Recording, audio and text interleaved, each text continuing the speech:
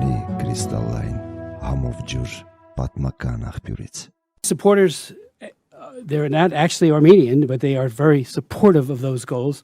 They have rallied in the defense of their community, and they're taking responsibility. So I want to again thank you for the work you're doing generally, but also on behalf of the people of Nagorno-Karabakh.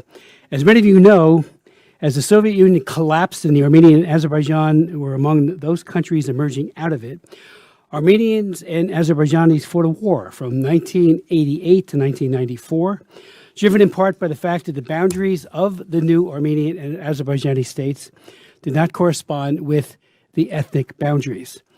At the end of the war, in which atrocities were committed, ethnic Armenians controlled an enclave within Azerbaijan. As we all know, it's known as Nagorno-Karabakh. Nagorno-Karabakh seceded from Azerbaijan, though that was not widely recognized, and the Armenians of Nagorno-Karabakh have defended it ever since, not permitting it to be integrated into Azerbaijan out of concern about what the government of Azerbaijan might do to them and their historical presence in Nagorno-Karabakh. We will hear testimony today on the reasonableness of this concern, and again, we will get insights on what do we do to try to mitigate any current or future bloodshed.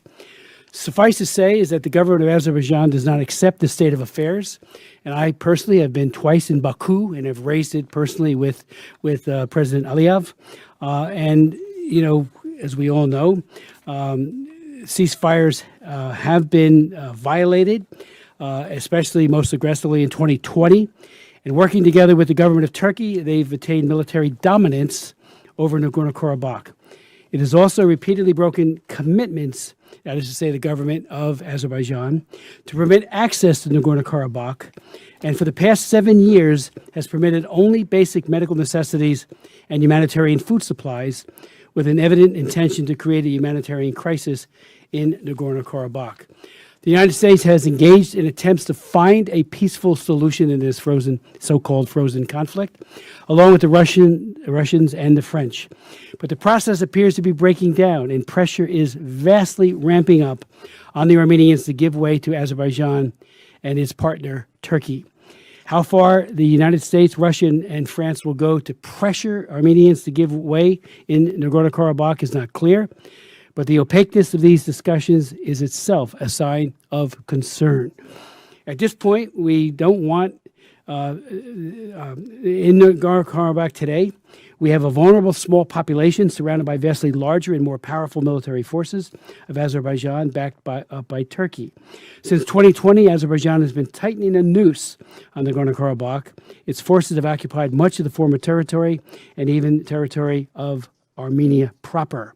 The government of Azerbaijan has broken agreements, and it has made it much more difficult for people to get food and other goods in and out of Nagorno-Karabakh. So, as our government is leading discussions with Azerbaijan and Armenian leaders, we in the Congress have a responsibility to ask, where is all of this headed? What is the Azeri quality of mind? Above all, as these discussions continue, what would constitute adequate safeguards for the people of Nagorno-Karabakh? What is the administration doing to make sure that the capital is not starved into submission or ethnically cleansed? Our country simply cannot accept a risk of genocide or of ethnic cleansing of Nagorno-Karabakh.